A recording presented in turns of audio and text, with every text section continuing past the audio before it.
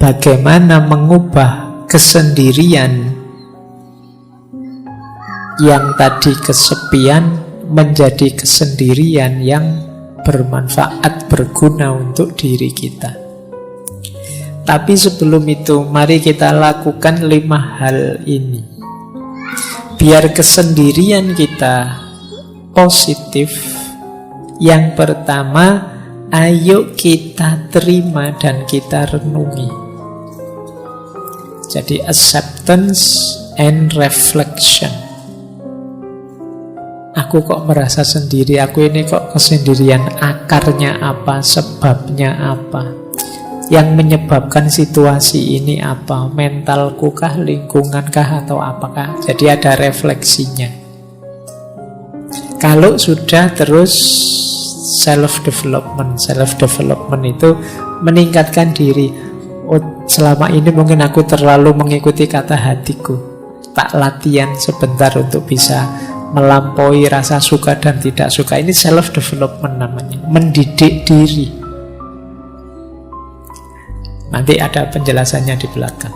Yang ketiga, action. Apapun yang terjadi, meskipun sedang kesepian, jangan berhenti berkarya, jangan berhenti bertindak, berperilaku, melakukan apa yang kita inginkan.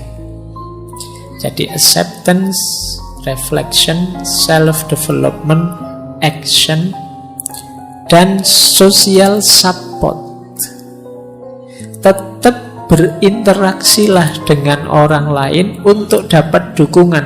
Setidaknya dukungan semangat, dukungan supporter yang menegaskan bahwa masih ada kok orang yang peduli dengan kita. Kita masih ada kok teman meskipun tidak terlalu memahami kita misalnya. Itu social support.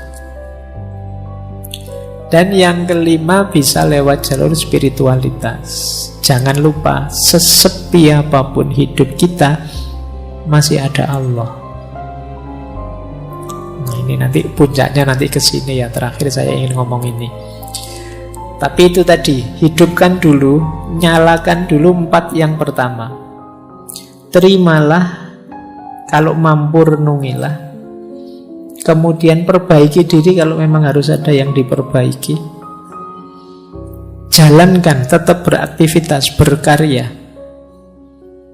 Biar tidak runtuh kebanggaanmu pada dirimu. Setelah itu yakinlah bahwa akan selalu ada orang yang siap mendukung. Tegaskan social support di sekeliling kita. Pendukung, orang-orang yang mencintai kita, menyayangi kita, yang anytime siap membantu kita semampu mereka. Dan yang terakhir, yakinlah bahwa kita tidak pernah ditinggal oleh Yang Maha Kuasa, oleh Allah. Kita saja yang sering lupa atau menjauh darinya. Ini akan jadi solusi agar loneliness berubah jadi solitude. Mungkin kita masih sendirian, tapi sekarang kesendirian itu produktif. Kesendirian itu manfaatnya besar. Baik lewat jalur peningkatan kualitas diri maupun lewat jalur spiritualitas. Diri kita meningkat, kedekatan kita dengan Tuhan bisa juga meningkat lewat jalan kesendirian, lewat jalan loneliness.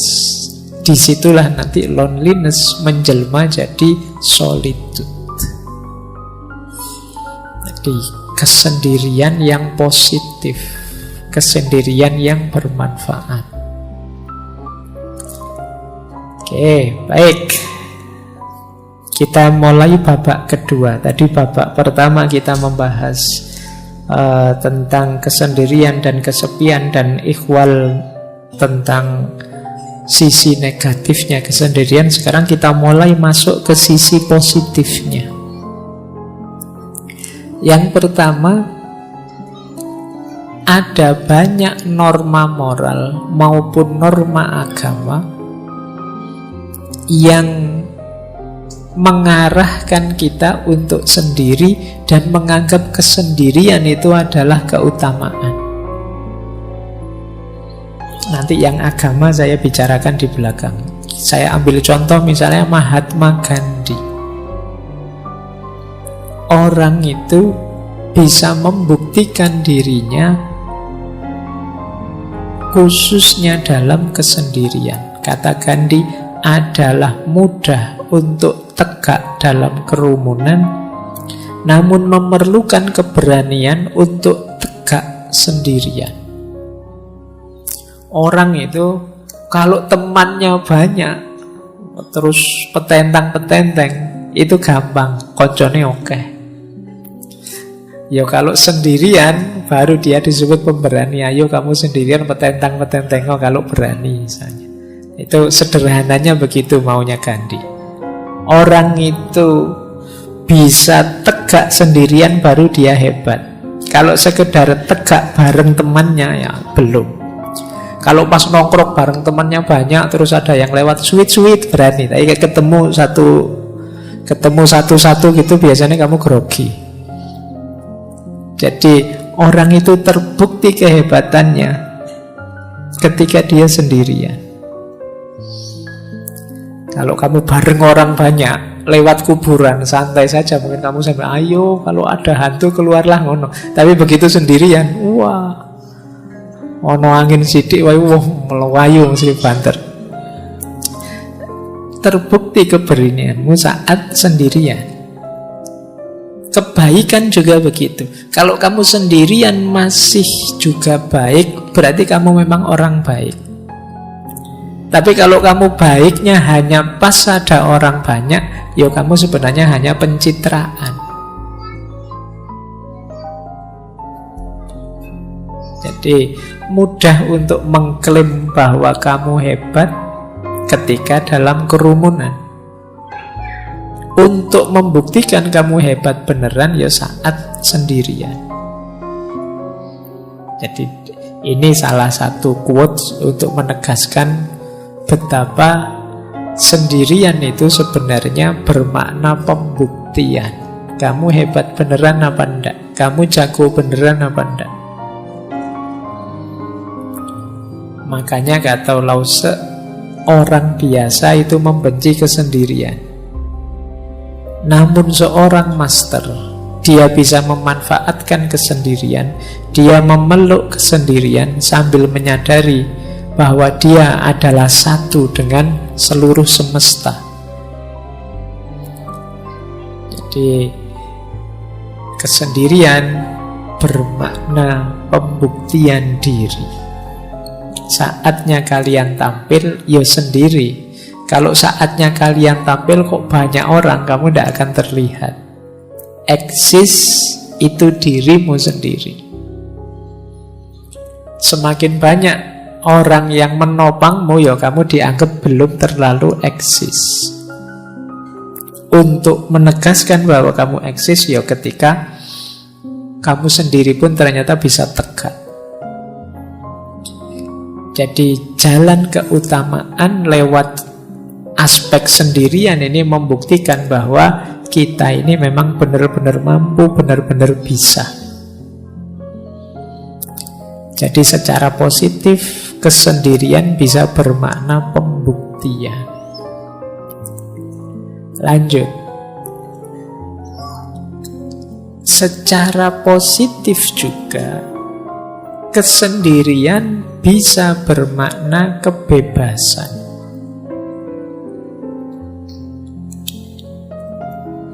Tadi sudah sekilas dijelaskan di Sartre bahwa hadirnya orang lain itu seringkali membelenggu kita.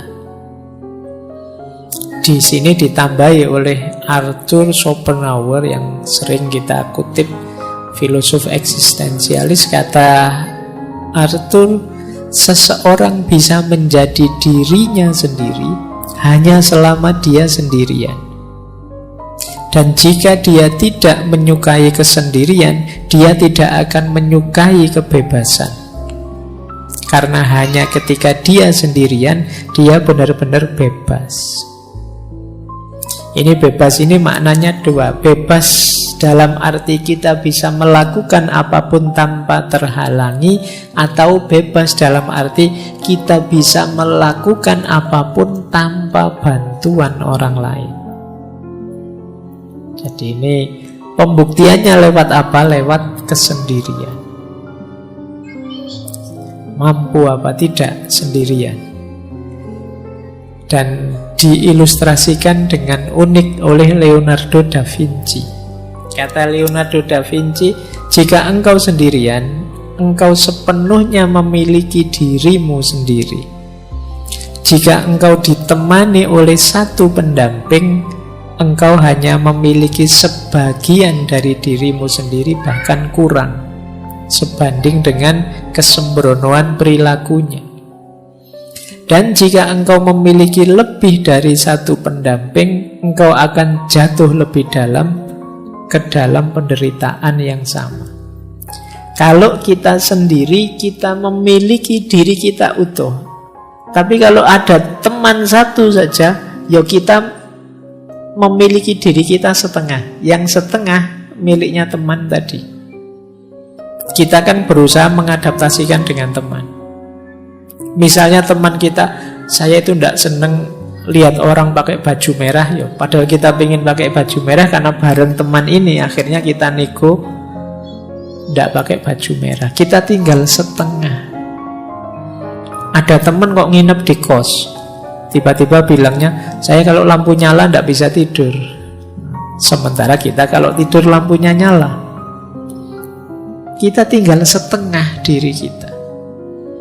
Itu kalau temennya satu. Kalau temennya 3, diri kita tinggal 1/4. Nego dengan 4 teman ini mungkin maunya beda-beda. Saya tidak bisa tidur kalau tidak lampu disco. Saya tidak bisa tidur kalau tidak lampu, misalnya. Apa tidak puyeng kamu? Akhirnya semalam tidak tidur itu mikir lampu. Jadi semakin banyak orang, ya semakin banyak negosiasi. Kalian harus menemukan intersubjektivitas, kesepakatan bersama. Semuanya bilang saya tidak bisa tidur kalau begini, saya tidak bisa tidur kalau begitu. Ya sudahlah, kita semua malam ini tidak usah tidur. Kita ngobrol saja. Ini negosiasi. Dalam hidup bersama memang begitu. Makanya semakin kita sendirian, semakin kita bebas. Ya meskipun tidak harus dengan kalimat orang lain adalah neraka, seperti yang disampaikan oleh Sartre. Jadi makna positif kedua, kalau tadi kan kesendirian itu pembuktian diri, kalau ini kesendirian itu kebebasan. Semakin kita sendiri, semakin kita bisa bebas. Baik. Hujan kah? Bukan. Kita lanjutkan. Yuk. Nah, pembuktian diri sudah, kebebasan sudah. Makna positif kesendirian selanjutnya adalah pemenuhan diri.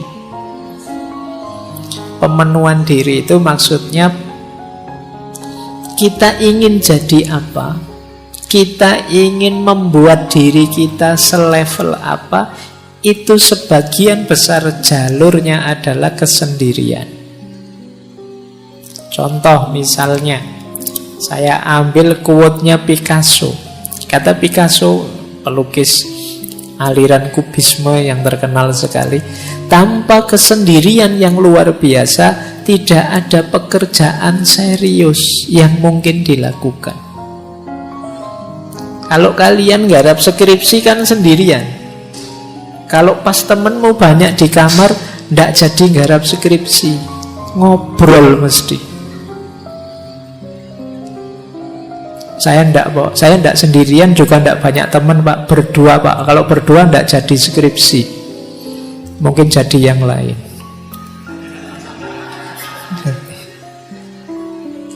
Jadi kalau ingin berkarya, kata Picasso, yang luar biasa, bukan karya yang sekedar ada, kita perlu kesendirian. Tanpa kesendirian yang luar biasa, tidak ada pekerjaan serius yang mungkin dilakukan. Dan ini dikuatkan oleh Buddha. Kalau ini spiritualitas, tidak ada yang menyelamatkan kita kecuali diri kita sendiri. Tidak ada yang bisa, tidak ada yang mungkin bisa. Kita sendiri harus menempuh jalan itu. Ini dalam dunia spiritual juga begitu. Kalau kita tidak berjalan menuju Allah sendiri, sehebat apapun guru kita, sedahsyat apapun torekot kita, aliran kita, tidak terlalu manfaat kalau kitanya sendiri tidak jalan. Jadi perjalanan spiritual pun sendirian.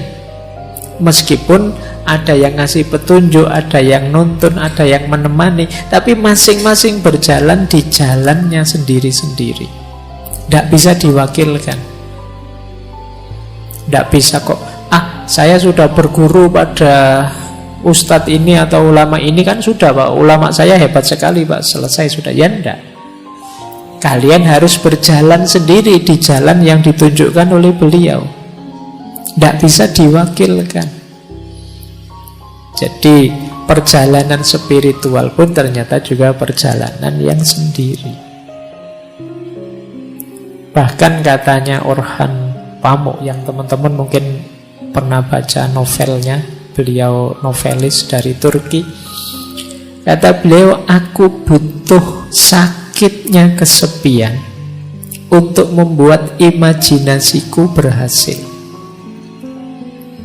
Nah, mungkin kalau ada teman-teman yang ingin jadi sastrawan, nulis novel, coba nikmati sakitnya kesepian. Kata Pamuk, justru di situ imajinasiku main liar dalam kesepian. Ya, karena memang kalau banyak teman, saya tidak membayangkan apa kalian bisa nulis novel kok terus banyak teman rame sambil ngobrol, sambil ngopi, sambil itu tidak jalan. Jadi imajinasi kita hidup dalam sakitnya kesepian, itu kata Pamuk. Bahkan kata Goethe, dulu pernah kita bahas beliau, jiwa yang melihat keindahan terkadang secara otomatis berjalan sendirian. Orang yang menemukan sesuatu yang indah, biasanya dia tidak pakai mikir lagi, ingin meraih yang indah itu, meskipun banyak orang lain menganggap itu tidak indah. Tapi karena aku sudah menemukan keindahannya, ya otomatis aku terdorong untuk bergerak ke sana. Jadi jiwa yang melihat keindahan terkadang berjalan sendiri. Berjalan sendiri otomatis mengejar keindahan itu. Jadi makna positif dari kesendirian yang ketiga adalah pemenuhan diri. Teman-teman punya cita-cita apapun, keinginan apapun untuk diwujudkan, mau tidak mau satu-satunya jalan harus siap sendirian. Siap mengambil momen untuk sendiri mewujudkan keinginan itu. Makanya makna ketiga pemenuhan diri. Jadi dalam kesendirian kita mewujudkan apa yang kita inginkan. Hanya dalam sakitnya kesepian imajinasi kita hidup. Tanpa kesendirian tidak ada pekerjaan serius bisa kita lakukan. Tanpa berjalan sendiri, sehebat apapun konsep, sehebat apapun teori, tidak akan ada gunanya. Jadi disinilah pentingnya kita sendiri. Para ulama zaman dulu itu bahkan banyak yang sampai akhir hayatnya tidak menikah. Meskipun jangan dipakai alasan teman-teman. Kalau beliau itu karena ilmu, saking cintanya sama ilmu, ingin meraih banyak hal di dunia ilmu dan menempuh jalan sendirian. Kalau teman-teman mungkin beda ceritanya. Tapi ini beberapa ulama begitu. Mereka memenuhi keinginannya dengan suluknya apa? Sendirian. Mengambil jalan kesendirian. Nah, oke, babak kedua selesai. Sekarang babak ketiga. Yang kedua tadi nilai-nilai positif dari kesendirian. Sekarang from solitude to spiritual awareness. Dari kesendirian yang positif tadi, sekarang kita bawa naik menuju Tuhan, menuju kesadaran spiritual. Sejauh mana kesendirian kita bermakna spiritual.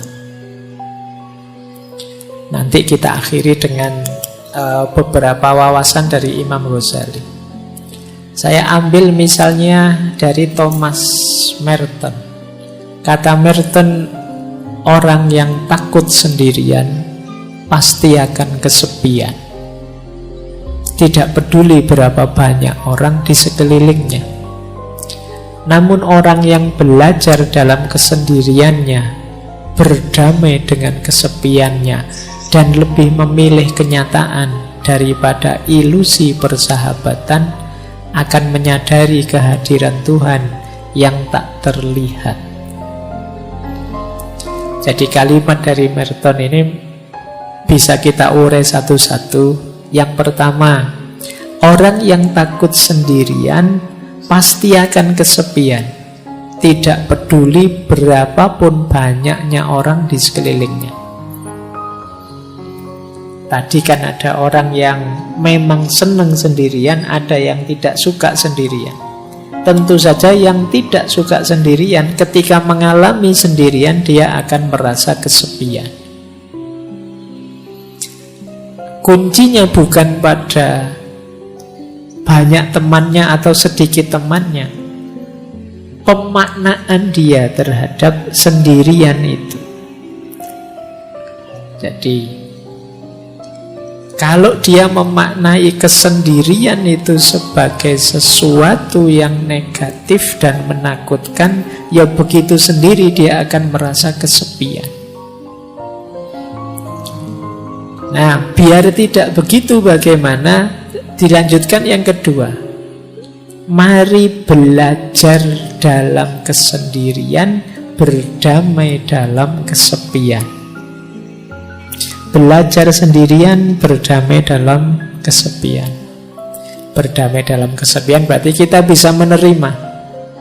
Tidak apa-apa ya Allah, saya sendirian asal Engkau ridho. Itu bisa menerima. Tidak apa-apa, saya jomblo kalau ini memang keinginanmu ya Allah. Nah, jadi ini berdamai dengan kesepian, dengan kesendiriannya. Dan lebih memilih kenyataan daripada ilusi persahabatan. Kenapa persahabatan di sini disebut ilusi? Ini seperti yang disampaikan di awal tadi, tidak mungkin ada persahabatan yang sama sekali tidak mengandung perpisahan, tidak mengandung kesendirian. Perpisahan itu kan kesendirian. Maka antara yang ilusi dan yang hakiki, pilihlah yang hakiki. Tadi ternyata yang hakiki ya kesendirian. Kalau mentalku sudah mental yang siap sendiri, meskipun ditinggalkan oleh sahabat, ya aku kuat. Meskipun temanku pergi semua, ya aku sanggup. Dan ini yang terakhir, pada akhirnya orang yang siap menghadapi kesendiriannya, justru dia akan menemukan kesadaran diri yang paling dalam, yaitu Tuhan. Dalam kesepianmu yang paling puncak, kalian justru akan menyadari hadirnya Tuhan. Inilah from solitude to spiritual awareness. Dari kesendirian menuju kesadaran spiritual. Itulah mengapa dulu Rasulullah itu setiap momen tertentu yang masyhur kan saat bulan Ramadan, beliau menyendiri. istilahnya bertahanus. Kalau bahasa sufinya kholwat, uzlah, ke Gua Hira. Jadi kesendirian ini tujuannya apa? Yuk, dalam rangka menyadari hadirnya Tuhan. Jadi tadi ada sisi negatifnya kesendirian, namanya kesepian, tapi juga ada sisi positifnya. Dan sekarang sisi yang positif itu kita bawa berjalan ke ranah spiritual. Kita lanjutkan, belajar lagi. Kata Osho lagi tadi, Osho sudah kita kutip ya. Perjalanan ke dalam diri adalah perjalanan menuju kesendirian yang absolut. Engkau tidak dapat mengajak orang lain ke sana bersamamu. Ini sama dengan Hermann Hesse yang menulis novel tentang Buddha. Kita harus menjadi sendiri, sangat sendiri. Lalu kita menarik diri ke dalam diri yang terdalam. Mungkin rasanya sangat sepi. Ini memang jalan penderitaan yang pahit. Tetapi kemudian kesendirian kita akan teratasi. Kita tidak lagi merasa kesepian. Karena kita menemukan bahwa dalam diri kita yang terdalam ada jiwa, yaitu yang ilahiyah yang tak terpisahkan. Lalu kita menemukan diri kita berada di tengah-tengah dunia, namun tidak terganggu oleh keserbaragamannya. Karena jiwa kita yang paling dalam itu membuat kita tahu bahwa diri kita adalah menjadi satu dengan semua makhluk. Jadi kesadaran spiritual itu nanti bertahap. Yang pertama, kesadaran bahwa hakikatnya kita sendiri. Karena hakikatnya kita sendiri, terus kita masuk ke dalam diri. Saat kita masuk ke dalam diri, di situ kita ketemu inti diri kita yang sifatnya ilahiyah, yang disebut ruh. Kesadaran ruhaniyah ini, kalau memang sudah kita pahami, pada akhirnya kita akan kembali lagi ke dunia, tapi sudah tidak tergoda lagi. Dengan kesadaran bahwa semua makhluk hakikatnya satu, yaitu ciptaannya Allah, citranya Allah, citranya Tuhan. Inilah from solitude to spiritual awareness. Jadi diawali dari sendiri, sendiri yang tidak kesepian, dilanjutkan dengan perjalanan ke dalam diri, dipuncai dengan kesadaran ilahiyah, diterapkan dalam hidup sehari-hari, yang tidak merasa ada bedanya semua makhluk dan tidak tergoda oleh warna-warni duniawi. Inilah from solitude to spiritual awareness. Konkretnya apa kalau dalam dunia tasawuf? Uzlah. Ada 3 istilah dalam dunia tasawuf yang dekat dengan uzlah. Ya, yang pertama uzlah itu sendiri, yang kedua zuhud, yang ketiga kholwat. Zuhud itu kondisi jiwa yang tidak tergoda oleh hal-hal duniawi. Kalau uzlah itu menjauhkan diri dari keramaian. Kalau kholwat itu memisahkan diri dari keramaian, berdua dengan yang dicintai, yaitu Allah. Jadi uzlah itu menjauhnya, kholwat itu berduaannya. Kemudian dari sini bisa melahirkan jiwa yang zuhud, jiwa yang tidak tergoda oleh hal-hal duniawi. Jadi ternyata kesendirian tadi bisa jadi kalau bahasa tasawufnya salah satu mode suluk perjalanan kita untuk menuju Allah. Jadi yang tadi berawal dari kondisi jiwa, psikologi kita, ternyata bisa kita manfaatkan untuk perjalanan ilahiyah. Kesendirian kita ternyata bisa bermakna spiritual. Kita lihat ya, ini ayatnya. Jadi mana sih ayat yang menyarankan kita memperhatikan diri kita sendiri, jangan terlalu sibuk dengan orang lain? Ada di surat Al-Maidah ayat 105. Wahai orang-orang yang beriman, ya ayyuhalladzina amanu alaikum anfusakum. Alaikum anfusakum itu ya atas diri kalian, jiwa-jiwa kalian diri. Maksudnya apa? Perhatikanlah diri kalian sendiri. La yadurrukum man dhalla idza tadaitu.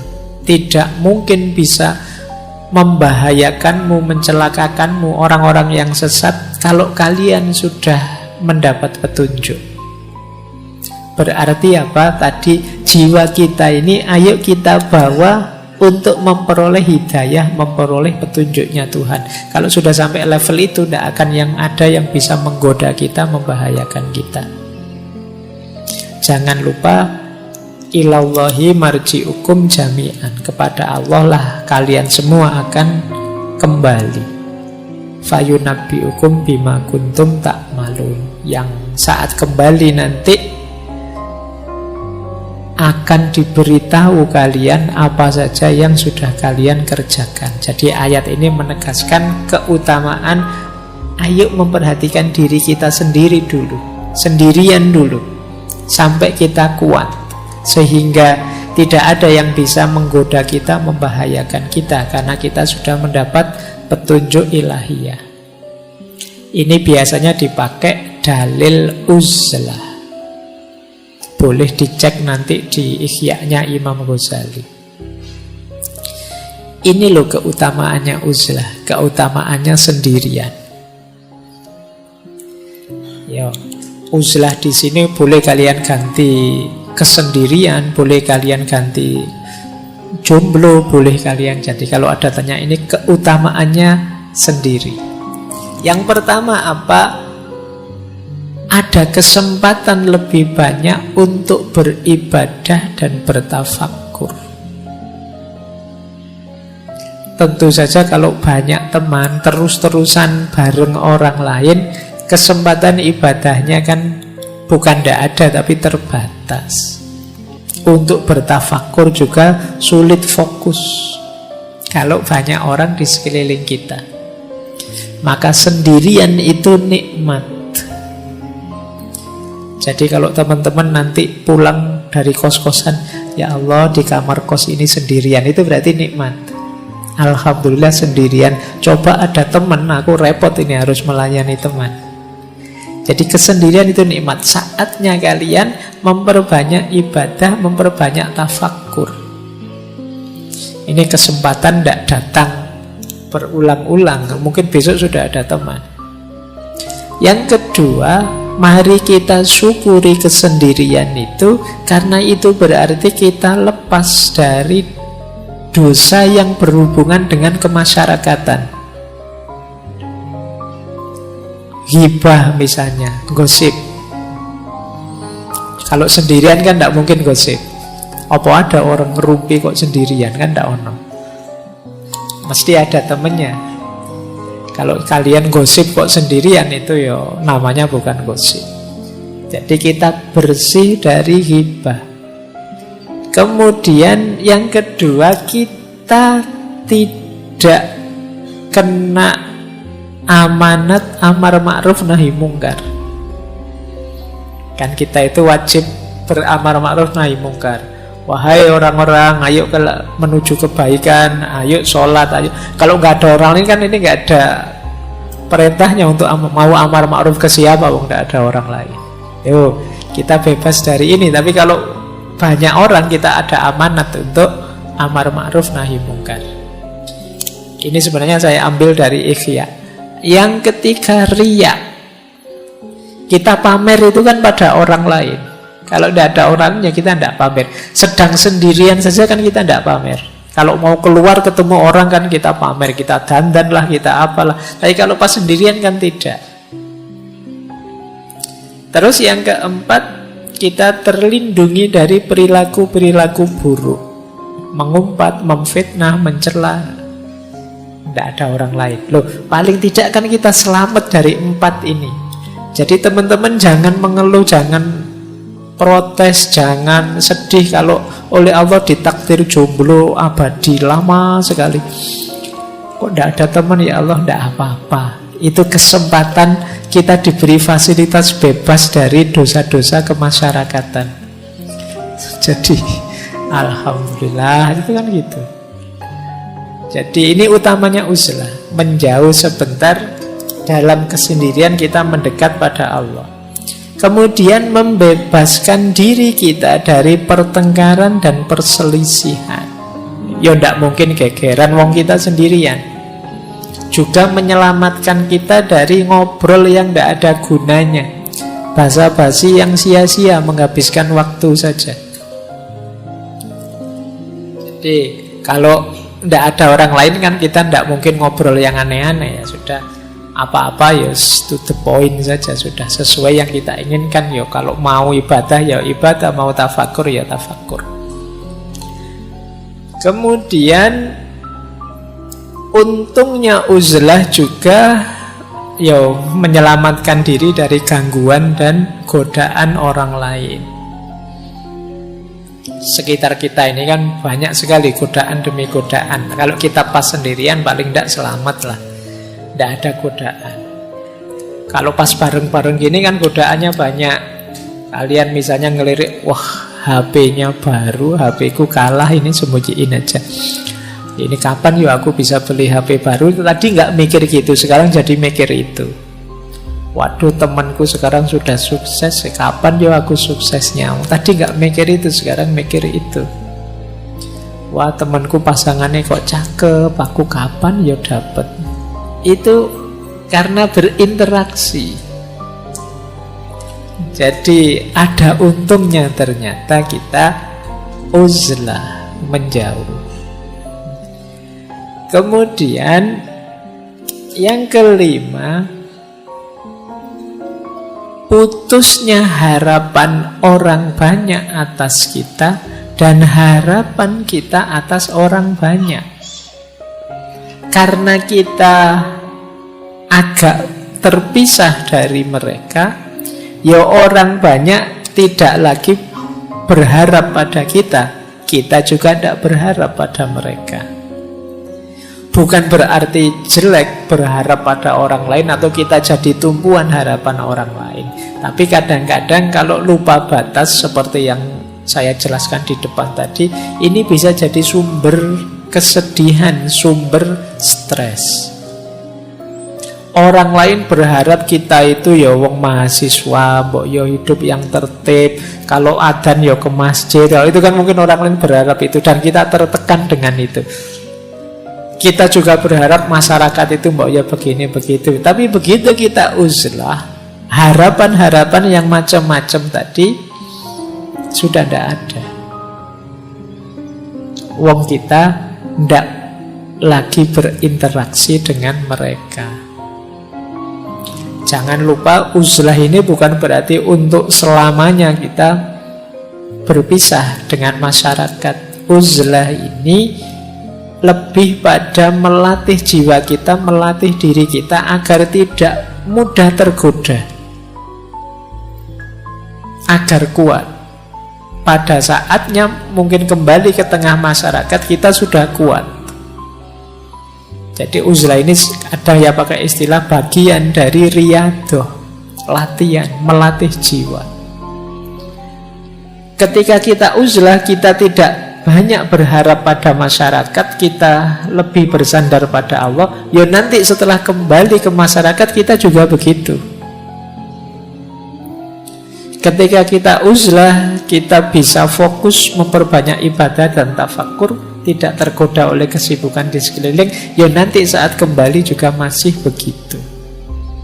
Itu gunanya uzlah. Jadi riyadah, latihan, melatih jiwa kita. Kemudian kalau itu orangnya bodoh, tidak pinter kayak kita semua ini, uzlah itu menyelamatkan orang lain, selamat dari kebodohan kita, dan kita juga selamat dari bodohnya orang lain. Nah, jadi ini keutamaan-keutamaannya uzlah, hidup sendirian. Ini bisa kalian cari keutamaan-keutamaan ini dalam Ihya Ulumuddinnya Imam Ghazali. Saya banyak ambil dari sana. Meskipun nanti di situ ada banyak uraian kapan kita harusnya uzlah, kapan kita membaur di tengah masyarakat. Tapi itu mungkin lengkapnya kita jelaskan minggu depan. Tapi malam hari ini kita sadari dulu bahwa ternyata kesendirian itu indah, kesendirian itu positif, kesendirian itu bisa membuahkan banyak manfaat untuk hidup kita. Nah, ini menarik. Saya tadi buka Ihya, tadi ketemu hadis yang mengindikasikan Rasulullah menyuruh kita uzlah kalau situasinya seperti ini. Saya bacakan ya. Rasulullah Shallallahu Alaihi Wasallam bersabda, ini hadis dalam Ihya. Apabila engkau menyaksikan manusia mengingkari janji dan amanah yang dipercayakan kepada mereka, dan apabila kemudian mereka menjadi begini itu Rasulullah memasukkan jari satu ke jari yang lain. Maksudnya apa? Konflik terus, gegeran terus. Mereka sibuk dengan pertengkaran dan perselisihan. Kemudian seorang sahabat bertanya, lalu apa yang harus kami lakukan ya Rasulullah? Beliau menjawab, tetaplah kalian berada di rumah kalian, jaga lidahmu baik-baik, dan ambil apa yang kalian ketahui, dan tinggalkan apa yang tidak kalian ketahui. Karena itu tetap sibuklah dengan urusan kalian sendiri, dan tinggalkan urusan orang banyak. Hadis ini menarik ya. Jadi kalau situasinya orang yang diberi amanah kok terus banyak yang khianat, kemudian masyarakat secara umum sukanya kok konflik, wae gegeran aja, saatnya kita nyari selamat untuk diri kita sendiri. Ambil jarak, uzlahlah. Jadi ini hadis ini nuntun kita untuk tidak tenggelam dalam situasi masyarakat ketika situasi masyarakat itu menurut kita negatif. Menarik diri. Karena kita mesti, kalau kita terjun ke sana, kita pasti terpengaruh. Ini yang disebut uzlah. Ya silahkan teman-teman membaca situasi. Mungkin di masa yang akan datang ketemu situasi seperti ini, ya selamatkan diri kita sendiri lebih dulu.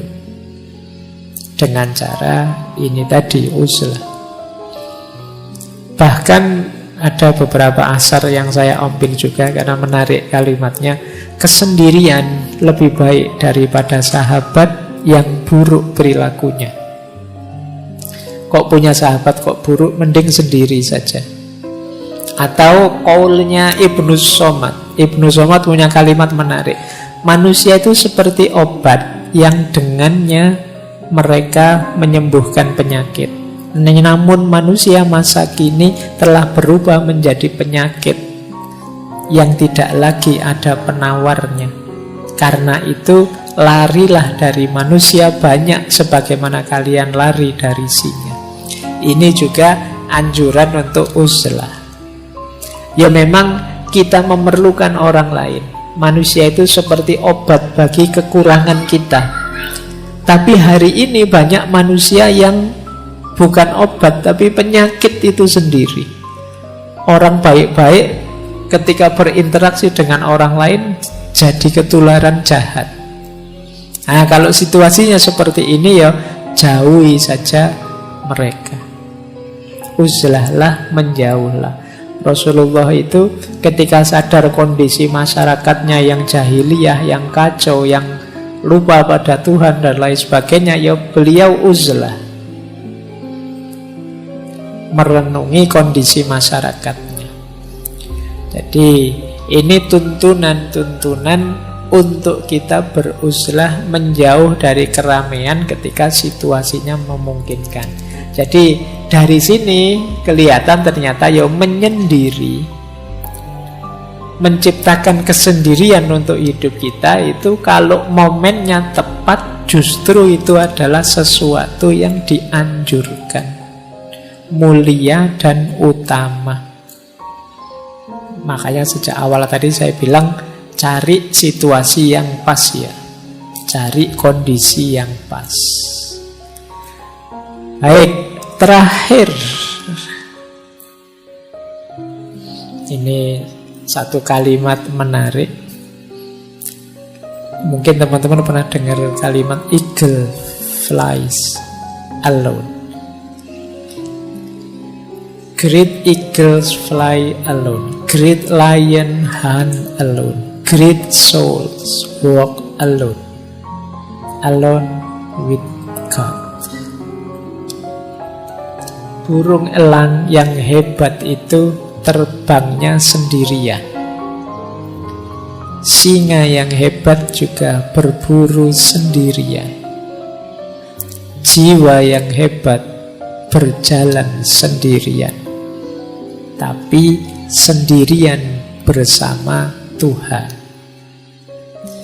Dari kalimat ini mungkin bisa jadi rangkuman semua yang di depan tadi, bahwa kesendirian itu hebat kalau rumus dan dosisnya tepat. Tapi kalau rumus dan dosisnya meleset, dia akan membuahkan kesepian, dia akan membuahkan tekanan, stres yang merusak hidup kita. Maka pinter-pinterlah kita mencari formula yang tepat untuk meletakkan kapan aku harus sendiri, kapan aku harus berbaur. Oke, saya kira itu untuk malam hari ini ya. Ini untuk pemanasan saja. Semoga teman-teman mulai hidup lagi semangatnya untuk belajar. Meskipun malam hari ini belajarnya sederhana, kita belajar bagaimana menyikapi rasa sendiri dalam